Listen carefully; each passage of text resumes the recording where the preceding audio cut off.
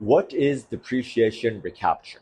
Well, as you might know, depreciation is a paper loss that real estate investors can take on rental property. For example, residential property can be fully depreciated, the structure, not the land, over 27 and a half years. That's approximately 3.6% of a paper loss you can deduct against your taxable income every year on residential rental property. Now, what happens if you sell? Well, if you sell and you have a realized gain, and when we talk about a realized gain, I mean the actual purchase price minus your adjusted cost basis.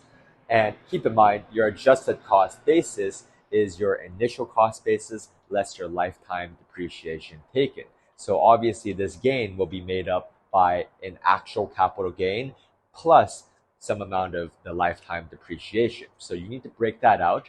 And essentially, when you sell, the amount of the gain that comes from the depreciation you took is taxed at a maximum income tax rate of 25%. We hope you found this helpful. Check us out, Hauseit.com, to learn much more about this topic and how you can save 6% when you sell in broker commissions and 2% back or more when you buy with a Hauseit buyer closing credit.